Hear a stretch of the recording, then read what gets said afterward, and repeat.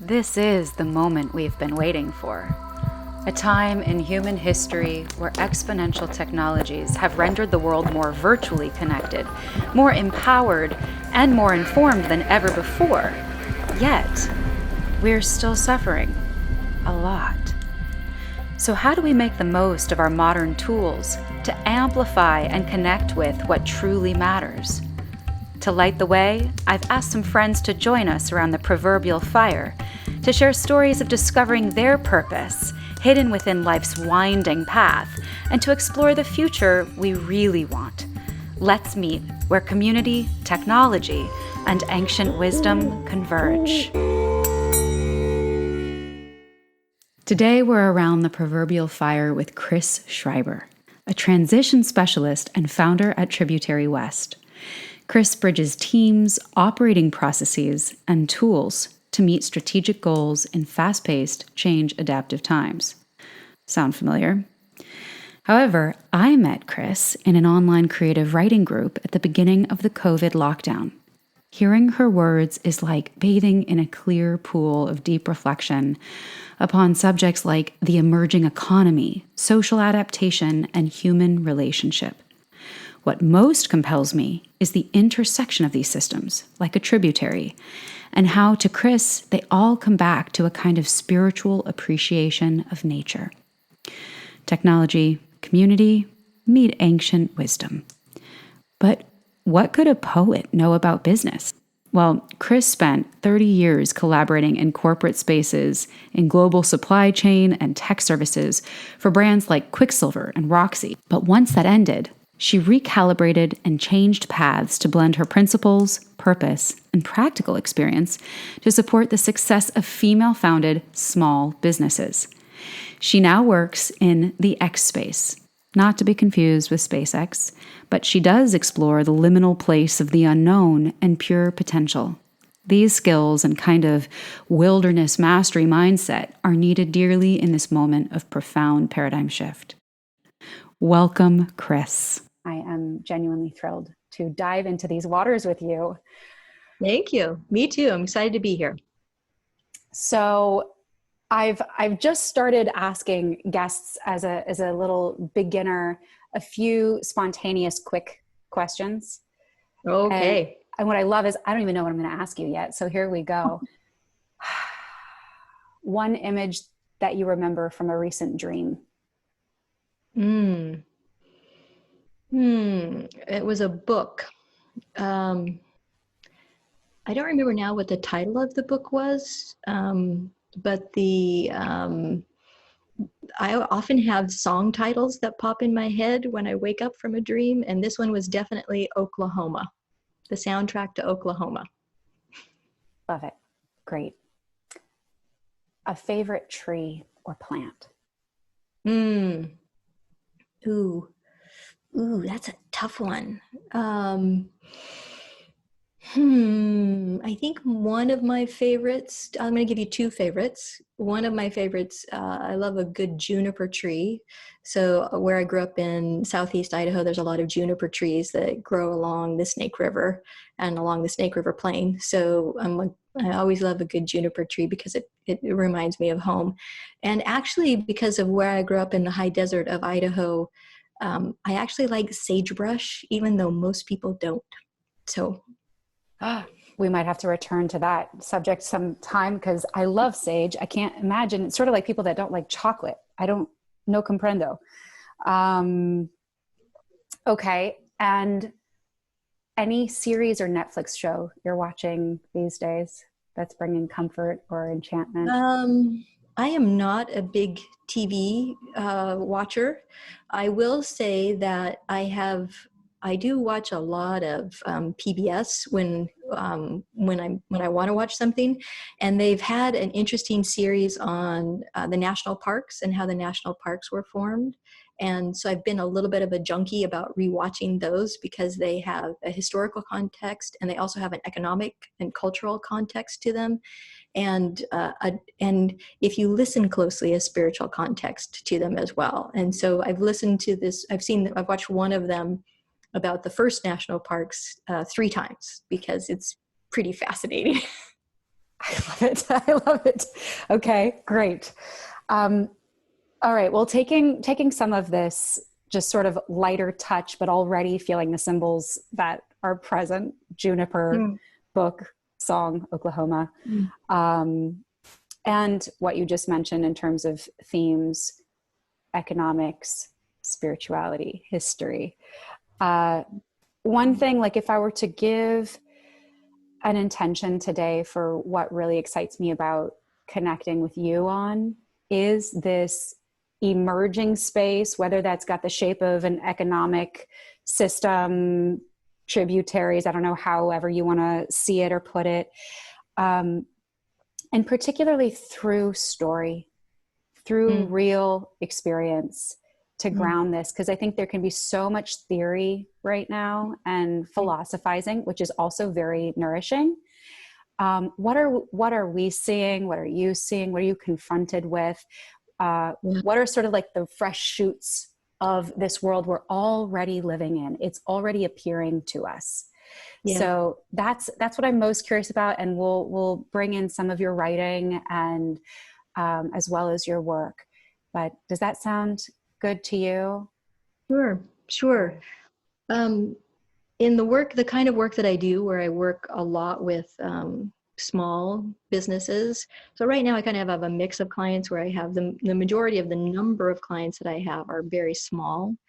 Those are the people that I love to work with. That's my heart space work. And then I do some work in the venture capital space, but only with people, certain kinds of venture capitalists that have, so I'm working with people that are really looking at a long time for in terms of investment, not the usual churn and burn, give me my money back in 3 years kind of venture capitalists. And what I can tell you in both of those arenas, which could not be more different, there are definitely changes that are happening. And I'll give you a couple of examples. One, I have a client who has a wellness travel business, and she, during this time period, has completely pivoted her business from an avenue that she was traveling in, but she had spent the last 6 months doing a lot of deep work to really understand where her business wanted to go to in the next evolution, because she's had it for a bit and she knew she wanted to transition to the next stage. But she did a lot of work to understand what really wanted to come forth as a part of this. And this particular time period where all of travel was shut down just clicked it for her into that next level of where she needed to go to, because she had a space of time to get really present with it. She'd been working on it, thinking about it, and journaling on it. And we always create a sort of high level roadmap, but it's a very specific roadmap that's tied not to some specific financial goal. It's tied to what's the expression of this company that wants to come out, and what's the expression of that person that wants to come out through that entity. Because if you can do that in an integrated, holistic way, you're going to be happy. The business is going to really grow and be profitable, in the sense that it's going to really regenerate in your life. So it may not have the external trappings of everything, that you may not be a millionaire on the outside, but on the inside, you're going to be really fulfilled. So that's one example. I have probably 4 other examples of things that have happened like that in that space, where there are shifts that are happening in that space. On the venture capital space, just 2 weeks ago, working with people who really come from the investment space. So they're looking to invest, they come from a financial space.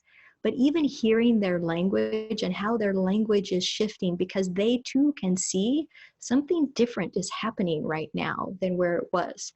And their languaging is shifting because they're so much more open to hear something different than what they were before. I'm actually not saying anything different than I was saying 20 years ago when I was in corporate America. But the way that I'm saying it is certainly a little bit different, because I have a little bit more experience than I had 20 years ago, but also because there's ears to hear it in a new way. And so you have white men who have the money, who are showing up at these ventures in a different way, ready to do something different, ready to invest their money in a different way. I have one of my venture capitalists who, way before there was PPP funding, said, we're not laying anybody off. We're going to double down on our investment in this. We're going to ride out this time period no matter what it takes, because it's about the people and about the lives and about how we can make an impact on these people's lives, not 3 years from now, but in terms of the space of the company itself. And that's really different language than even what I was hearing 2 years ago in the market. So there's definitely things that are happening in very tangible ways that it's going to take some time to get, to reach some sort of critical mass or tipping point. But it's a real sign for me that if things are happening at that level, that's an indicator that change is happening. Thank you, Chris. That's a perfect place to start. And I see you turning the lights on in the corporate as well as the small business space. And that's reminding me, I've got two little questions before I want to ask you actually to tell your personal story a little bit about how you arrived at what you're doing today. And I know that's like asking, really is like the nutshell version of something that I know is like a soul quest. But before we go there, can you just say the language, I want to make sure I understand the language that you're hearing that's different is actually like an openness to putting people first and going through the long scale, like living out and past the storm, not reacting to the storm. Is that right? Yes. Oh, okay. Yes. There's a different kind of openness, I think, than there was, because there, in some sense, there's a recognition that things have to change, that the things have risen to a certain level of awareness now in people's minds, or maybe they've integrated in some way, that they can't avoid it anymore. And there are tangible changes that are happening. And so it is an allowance and a listening and I think an allowance for something more than just, I'm going to talk about it and I'm not going to do anything, an allowance for that leads to some sort of action. Yeah.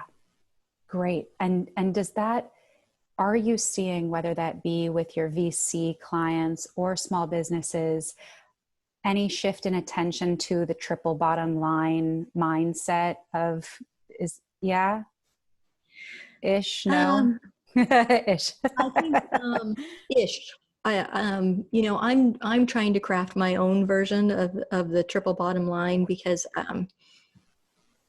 I think corporate America has a tendency to try to morph those kind of things into something that fits for what they're already doing, as opposed to really exploring, what does it mean to have a regenerative impact on people's lives? What does it really mean to be regenerative linked to the planet? What does it really mean to have regenerative profits? It takes time to ask those questions. Even I have a sustainable client. I have a couple of sustainable clients in that space, but I just had a call today with one of them where I asked them a very specific question, and their answer to me was, well, yeah, that's in our code of conduct. I said, that's not what I'm asking you. I'm asking you, what are you doing specifically, and how are you measuring that? Because if you're a sustainable company, you have to be able to speak to that.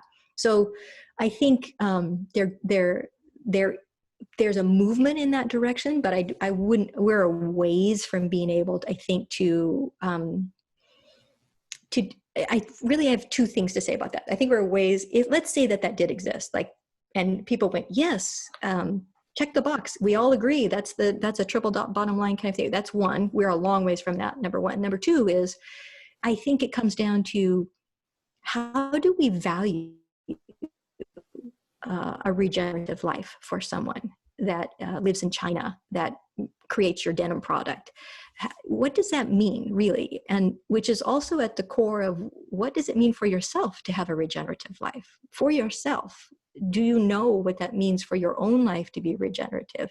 And also, can we really, sitting in the United States, value that for someone over there? So I think there's a whole value conversation that I personally am exploring for myself and with my clients. What does it mean to value that, so that we can fairly state, this is the value that we're bringing as a part of it. Because the economic value, the economic measurements that we have, they don't work in this environment that we're in, that we're trying to move to.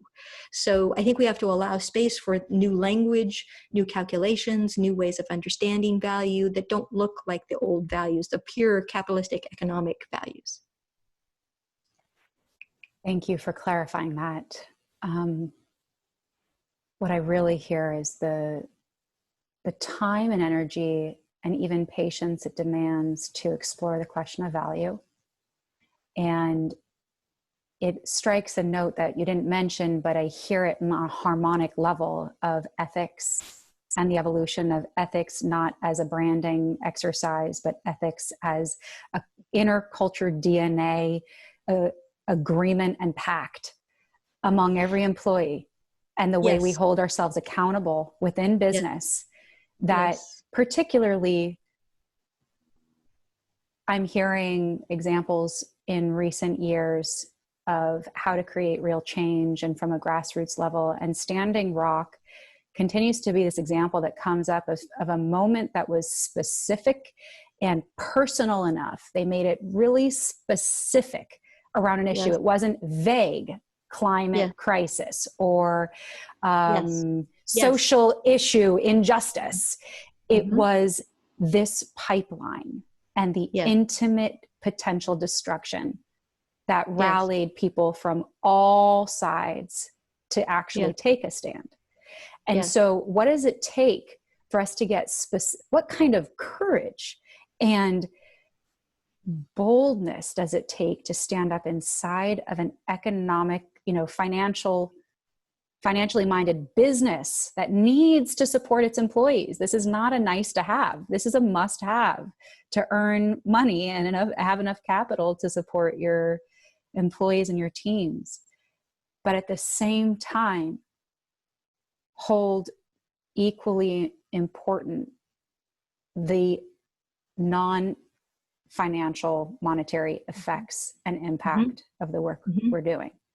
This is a really interesting bridge time period between where we were and whatever's going to happen 100 years from now. This particular time period is a bridge, I think, to whatever's going to happen that the generations behind me will live. And in this particular time period, it does take a particular kind of courage and a particular kind of leadership and a particular kind of allowance to say, I'm willing to forego that excessive amount of profit or wealth in order to fund something of greater value. And that's a shift morally. That's a moral shift in terms of what is valued. That is, you don't hear a lot of people talking about that, but really that's a shift at a very fundamental level to say, I'm not going to maximize profit. I'm going to maximize well-being of people, or I'm going to maximize the integration of the planet into my choices. And I know that there will be an economic cost to that, to do that. So it takes a particular, and those are the type of people that I'm looking for on this journey. I'm looking to work with people who have an openness to do that and to have some sort of agency with which to do that, because I can't do it on my own. I can do it, but I can do it in partnership with people that want to do it with me. And I know that by doing that, we can affect some change. I see it. I mean, I'm seeing it.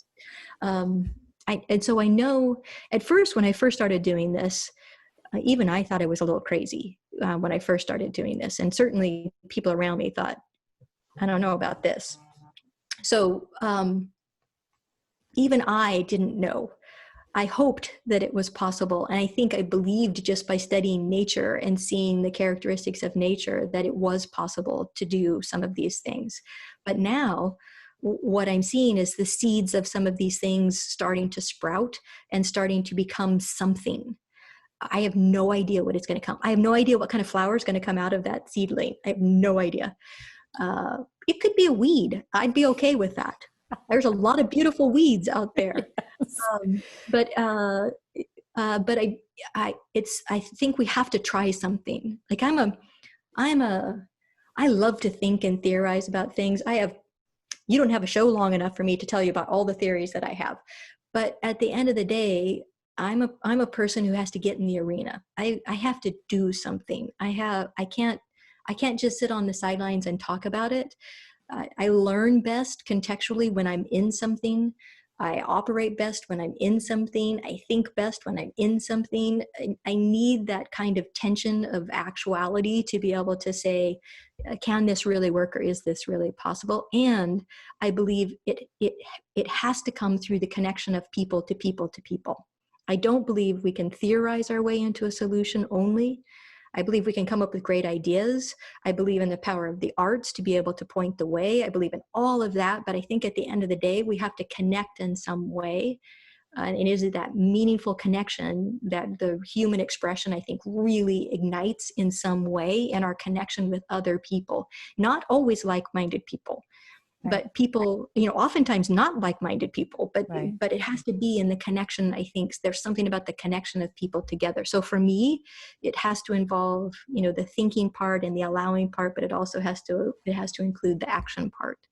Oh, I'm gonna use something that one of my favorite leaders, someone who touches me a lot, Reverend Deborah Johnson, says often, which is, let's take a breath to that. Yes. Like letting that in. And I couldn't agree with you more. Someone you and I share, and I discovered this in our conversation before today. Michael Beckwith has a saying, pain pushes till vision pulls. And 100%. pretty darn sure a lot of us are in some pain right now. And I think it is, to any birth, who births a baby and goes, well, that was a cinch, like, I don't think so. There's a whole lot of blood and all sorts of mucus that comes in that experience. And we're in it. We are in labor. And another place where you and I meet, Chris, and this excites me. I've wondered for years why business calls to me so much. Why would someone like me, a nature lover, a performing artist, a dancer, garden child person, ever want to step foot in a tech startup or work with the top corporations in Europe? Why? And it's exactly what you just said. It is the beauty of being in a laboratory with other researchers, not thinking about it, but experimenting and going, we've got high stakes here. We've got families needing to bring home the bacon. We've got people who are depending on products that don't harm but help. We've got all sorts of stakes. So we got to give it our best. And we're going to have some fun, which is a little bit more of the energy and flavor of recent generations in business and startup culture, is adding in that fun and wellness facet. So all of this appeals to me. And there's something in my soul that believes so much of the transition that we're going to be seeing in this time comes through business and the private sector. I don't know. But one would have to believe that a good portion of it potentially could come from there because they have the most agency. If you think about economic agency, the most of these large size businesses that exist in the world, and the majority of them are technology companies, have they have more economic agency than most countries do. So a part of it has to come from them in a certain sense because they have so much power right now today. And that means the rest of us have to be great consumers and pushing them for the changes that we believe that they need to make economically and societally to be able to do that, because we have the ultimate vote. We vote with our dollars, we vote with our consumption, and we have the power to change those things. So we do have a say in that, in how that gets shifted. It just takes a while for that to travel up the to change, because like for them, it has to be painful to, in certain extents for them to be able to change. And we've seen that over and over and over again with a lot of these large size companies. But I also do believe that if we can get the right word to the right people inside those entities, I have seen pivots happen, and I have seen shifts happen inside large entities. And again, it kind of comes back to that leadership piece and finding the right way to those leaders who are ready to listen. It won't do any good to talk to people who aren't ready to listen. But for people who are ready to listen, it will just be just like hearing that Beckwith statement where you're like, that's truth. Yeah. You spent 30 years in the corporate space. You made it really far up the ladder at Quicksilver Roxy. You were highly instrumental in supply chain. You learned a lot. You had invested a lot. You had a lot of inner knowledge, and then things shifted in the business and you were no longer working there. And talk about, perhaps a moment of push. So I could imagine the pain of that moment in a way of like, what? Now what do I do with all of this incredible knowledge that I've just perfected? And can you just tell us, because we can't talk about the whole world. Like the Standing Rock example, we can't talk about everyone or every issue or the economy in any very tangible, meaningful way. But what we can do is share our own story, and you have a really beautiful story here. So I would love to ask if you wouldn't mind sharing. You said something that caught my ear the last time we spoke, which was you realized at a certain point you had everything you ever wanted, but nothing that truly mattered. Mm-hmm. Can you share a little bit of how you got there, or once you were there, what changed to where you are today? Yes. So, at the time that I got my corporate divorce, I was, pretty much 30 years into working. And I think after 30 years, I thought I knew who I was and what I was doing. And what I learned as a part of coming out of that particular time period was that I knew a lot about that particular thing in those particular companies or that particular company. But I had lost track of myself. I had lost track of close friends. I had lost track of my nearest and dearest relationships closest to me overall. My partner, my son, my parents. I didn't realize just in my bubble of where I was living, I thought I was fine. And when I stepped outside of that bubble, I realized how disconnected I was from all of those things that really, really mattered to me.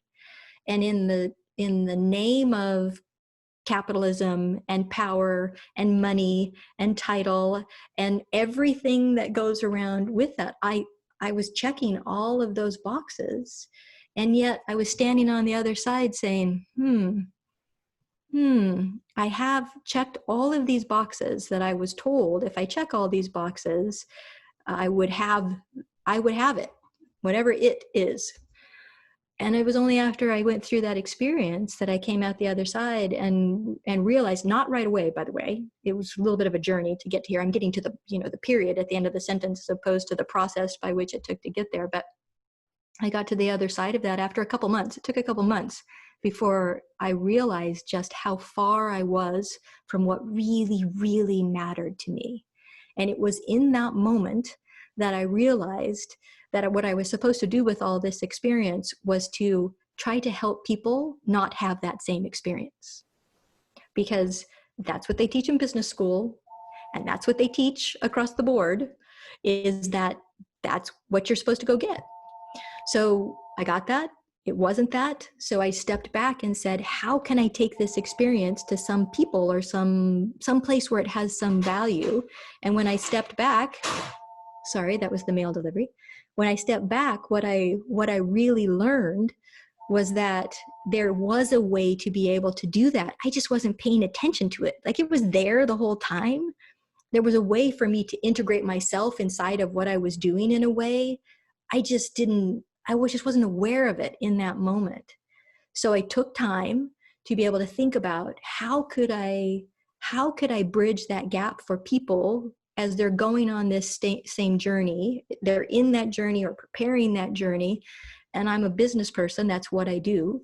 So I thought, well, maybe if I can take this into the business world and start using practical tools that exist in the business tool, but wrapping it up in terms of integrated and systems thinking and thinking about it holistically and tying it back to the self and the fullest expression of self in that, maybe I can start to help people on a trajectory toward something that didn't look like where I ended up, or to make that pivot at least earlier than I did, because that's, I think, where real impact is going to happen across societies, across cultures, certainly in terms of interrelationships in small relationship groups.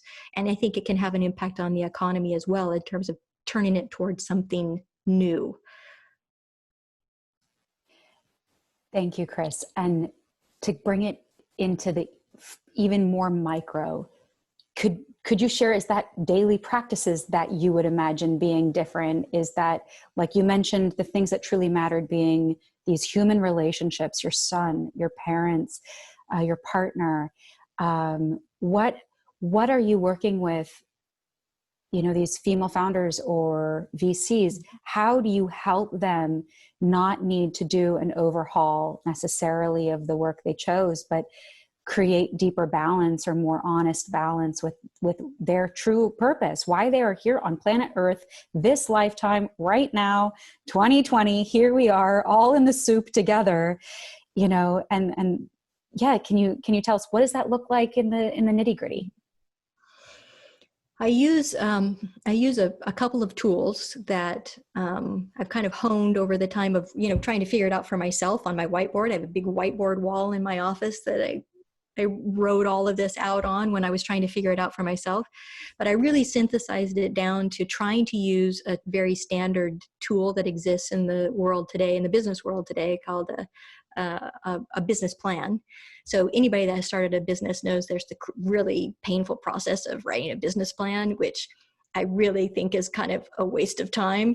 But it's a known thing. So I took a known thing and I took the elements of that known thing and I squished it down to an 8.5 by 11 piece of paper with quadrants on it. And at the center of that quadrant is what that person is bringing to the market. I'm using my air quotes now, bringing to the market. We can talk about that in a minute, but a service or a product or whatever it is. And then around that, I asked them lots of questions about the product or the service, what they're bringing to the market, what kind of problem that it solves, who is the group that they're trying to work within, all of those sort of standard things. But the overarching wrapper around it is about asking the question, if you were to live the biggest, boldest, most expansive expression of you in this lifetime, what would that look like? And you would be surprised how hard it is for people to answer that question. They can tell me lots of things about their target market or who their customer is or what they think their price point needs to be or who they think their competitive set is. But they can't often answer the question, what would make a meaningful life? And that is fundamental to understanding, in terms of any business, what am I doing this for? What is this contributive to? How does this integrate back with my life? Because a lot of people think my business sits over here and there might be something here. Maybe my spirituality sits over here, but I never talk about that. But they don't often integrate those things together. And I don't believe it's actually possible to really be fulfilled with what you're doing if you can't integrate those things in some way. Now, can they all sit perfectly together at one time? I don't know. But certainly there are pieces that are interrelated and integrated that can. So in the process of doing this business plan, I call it the holistic business plan, the idea is really less about what is the business, because it could almost be anything. It's more about what is this expression that you want to bring to the world. And when you're in that, what is it? What does it feel like? What does your life look like? and it's never the same. I've done it, I don't even know how many times now. It's never the same. The answers that come out are never the same. How it looks are never the same. The way people process it is never the same. So it's so fascinating to do it anyway. It's just so fascinating that the way people, the way they come to what they come to. But it almost always provides some sliver, at least, of enlightenment for someone about themselves, their own wisdom about themselves that maybe they had forgotten.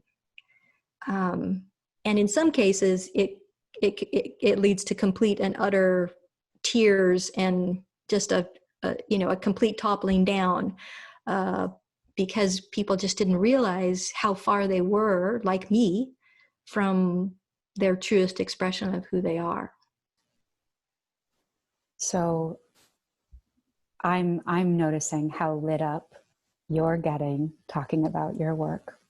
So it seems kind of clear that you've made a bingo. And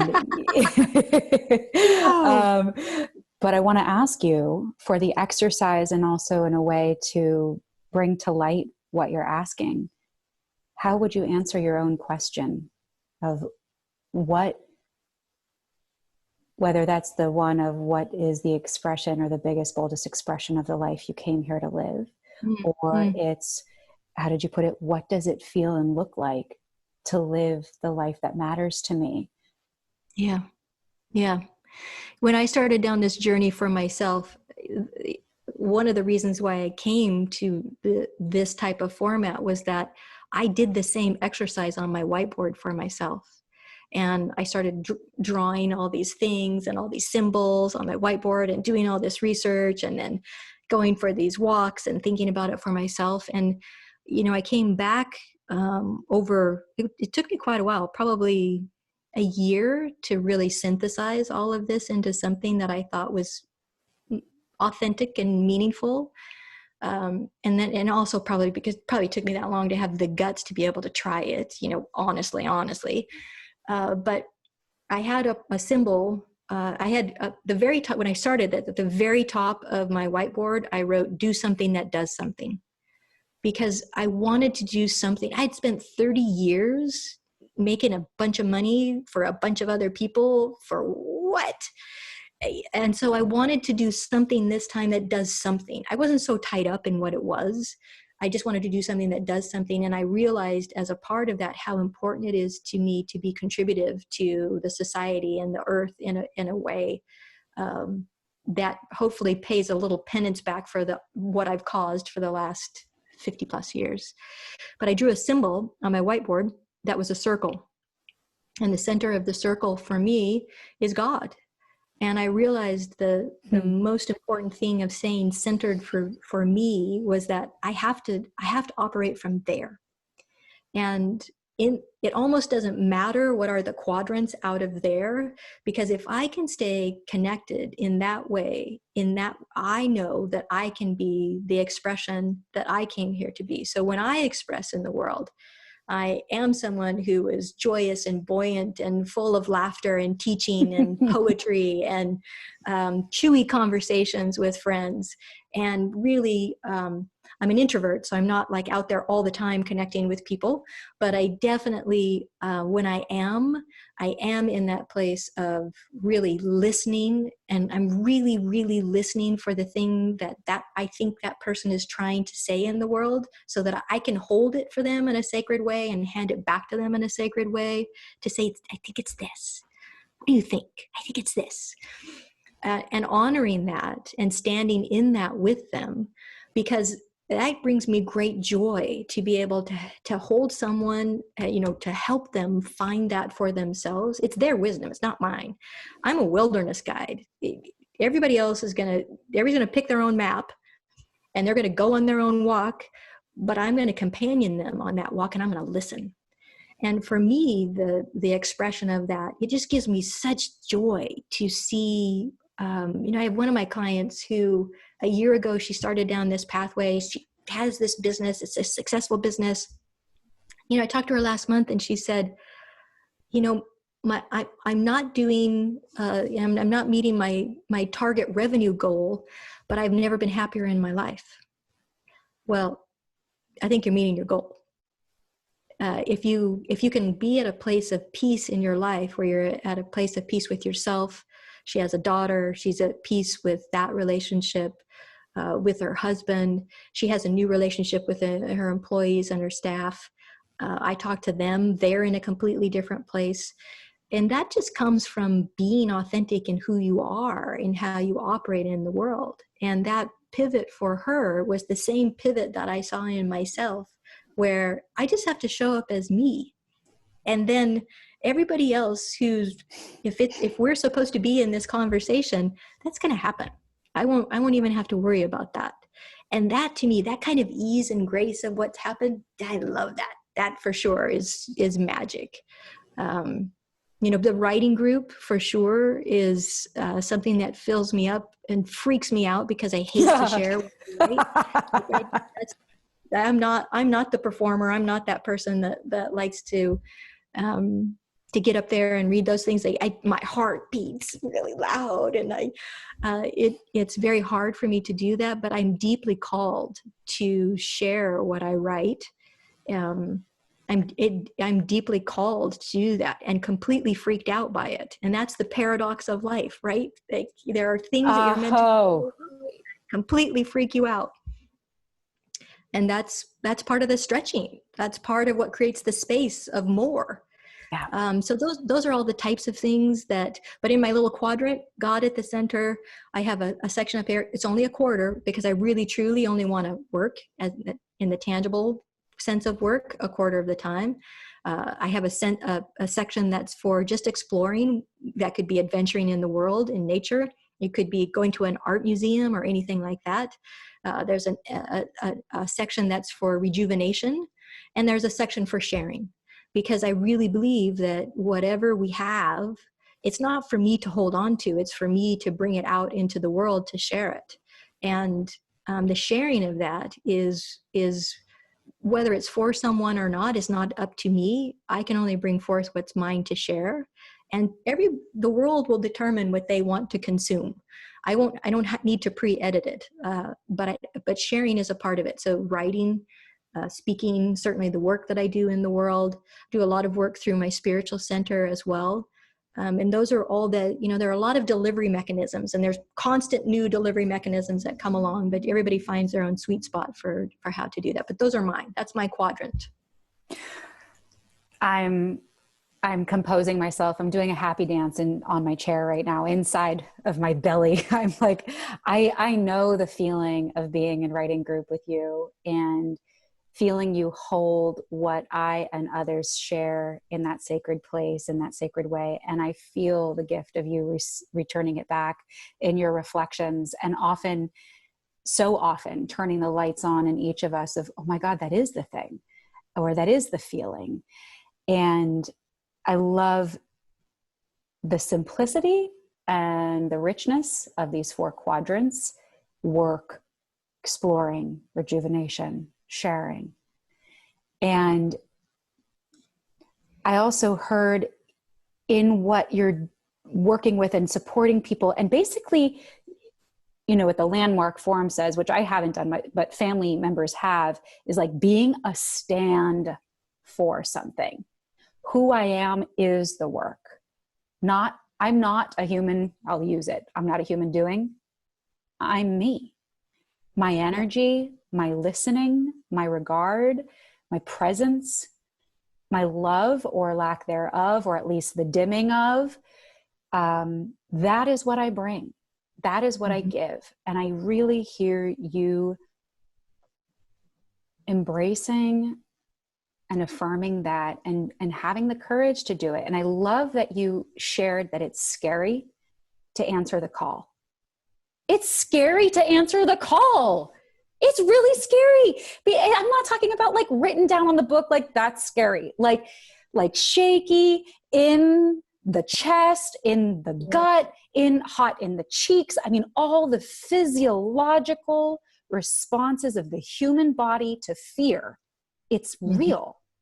I went through one of the reasons why I am sitting here with you today is because I had a total breakdown a year ago.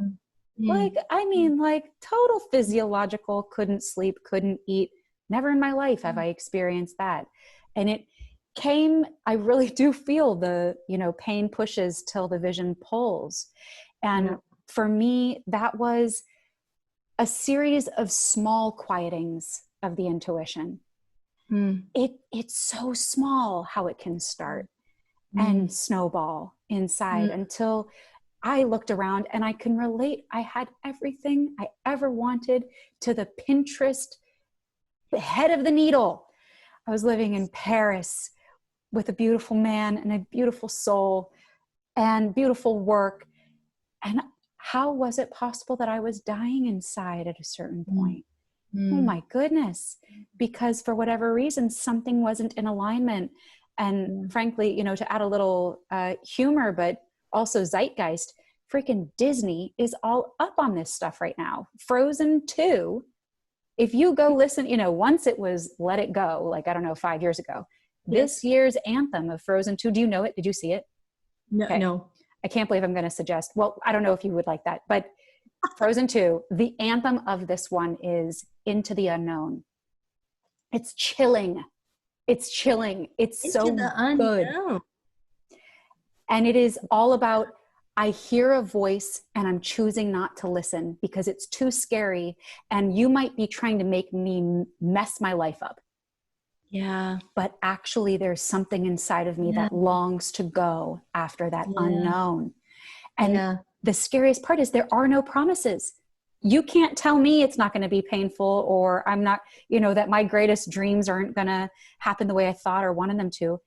But if anything, what you said is integration of those true things is the fulfillment. So I need to read something before I also want you to read something, but I'm going to read something that stood out on your Instagram channel. This is just a teeny little snippet from a poem you wrote, Way Off Trail. And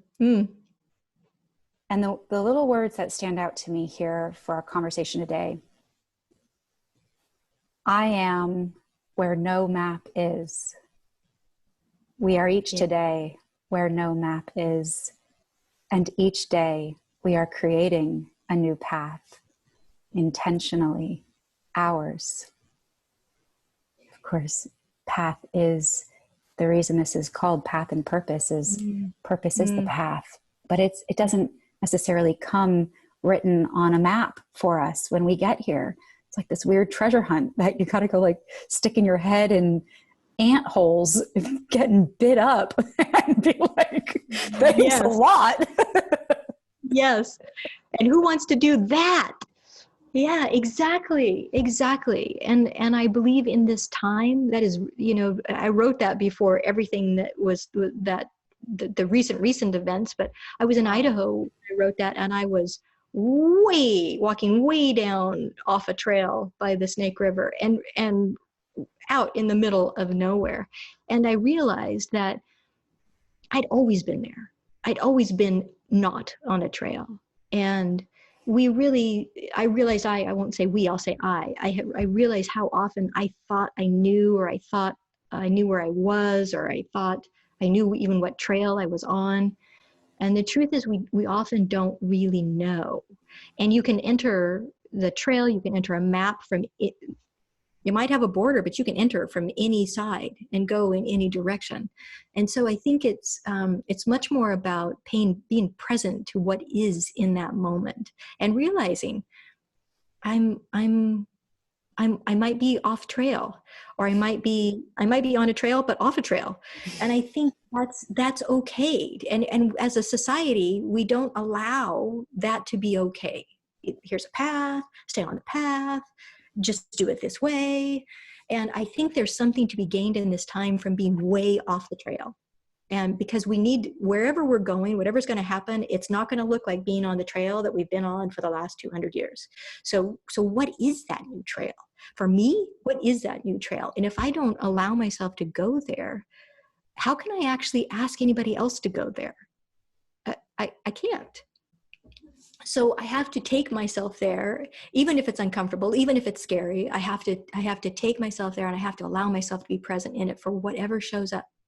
And I have walked that same area several times, and so many fascinating things have happened to me during that particular time. There was a time when there was a whole group of red-tailed hawks that were out there that came flying by. It was just so amazing. There was a time when I got to watch pelicans fly down to where they were kind of hiding their little furry pelican babies down that were kind of swirling in these little eddies in the Snake River.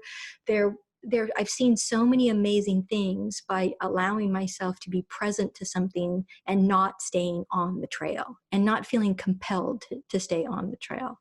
So I think we're being called to go off the trail right now, and to go with, if you don't feel comfortable going by yourself, take a good wilderness guide. I'm not saying do something crazy, but I think it's time. It's time for that kind of allowance and that kind of new exploration. When you said exploration, okay, I think we have to have 3 voices enter here that you've offered. I'm going to read one more snippet, and I think you've got a full piece I would love you to share after this. Because you just said exploration. We mentioned the X space. So this one started on with an image that you took of an X in the sky made with clouds. Mm-hmm. And you write X. X is the first letter of my alphabet. I employ this letter in creating business plans with clients and all, air quotes, plans. Whenever we are at a spot where the answer isn't quite clear, the next step not quite known, it is a placeholder to create space for what's to come, a symbol to make peace with uncertainty. Allow it. It was something my corporate bosses never understood, but entrepreneurs understand innately. And it seems to me now is the time to employ it. X. What we do not know, marks the spot. And the unspot, the intersection point, meeting of bracket left and bracket right that equals X, all uncertainty, all infinite possibility, space holder, pure potentiality, great multiplier, wonder, humility, allowance, X. You wrote that. I love it. And I love that this is a beautiful intersection, cross-section, meeting point, unknown point. And to invoke some of that X in nature, Chris, would you be willing to read Storm to us? You bet. I would love that. So this is, I grew up in Southeast Idaho. So the southeastern part of Idaho is very flat. So you can see storms coming from miles and miles away. And it's in the high desert. So the high desert has lots of wide open rangeland and sagebrush. And so it's this is a poem that I wrote while watching a storm move up the Snake River Plain. Southeast Idaho rain, you can smell it before it arrives. Wind driving across the plain in sideways slashes, striking earth, loose as dirt floor, dust up, intersecting with clouds building, spreading musty, wet, dusty rain. Wind force of her own making, all 4 senses know this. Before its arrival, after standing on a river cliff edge, meeting this storm, studying cloud travel and lightning, unpredictable. I wonder how close is too close to risk. To risk what? For the capturing of a new light, touching earth only once as such. Later, I sit in pitch dark, watching only this lightning, providing singular striking signs of storm's path, upriver. I am patient, ready, full of wonder, of unknown paths, certainly arriving.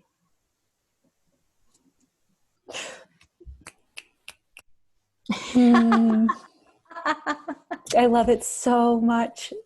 Oh, thank you. Yes. Do you have anything that you would want to say to this moment? Like literally, if you could say like a little word of love or encouragement to the world that's being born, this little newborn world. Yeah. I think I am very, and I'm an optimistic person, but I am actually very optimistic in this time because of who we are. If I think about human energy and human expression and human experience, there is so much potential in us. We are all like living and signs. We are the energy of and. And I think if people can just pause for a minute and take stock of that, if people look back even 5 or 10 years ago to realize how they've grown and just take stock in terms of their own personal growth in that time period, they'll realize they are and they create this regenerative thing. It's hard to pay attention to in the individual moment when we're running really, really fast. But I'm very optimistic, and so I would just ask people to ask the next biggest question. Ask the next biggest question and spend time listening for the answer. Don't think we know the answer, but ask the question. What's the next biggest thing? What's the next biggest expression for myself in the world? What wants to happen? And then allow the and to help guide us into what that might be, but certainly not to presuppose that we know what the answer is, because if we knew the answer, we would already be doing it. So something is happening. Let's create a space for it to really fully come to fruition. Chris, thank you. Yes, let's. Thanks for joining us on Path and Purpose. Before you go, is there something you want to take with you? Perhaps a story that sparked a new thought or feeling for how you want to live closer to what matters most. Add your voice to the circle by leaving a note in the comments, and we hope you'll continue walking the path with us on SoundCloud, iTunes, and YouTube for stories from future guests about making meaning in this emerging world. Until then, as Dad says, let's be safe and have fun.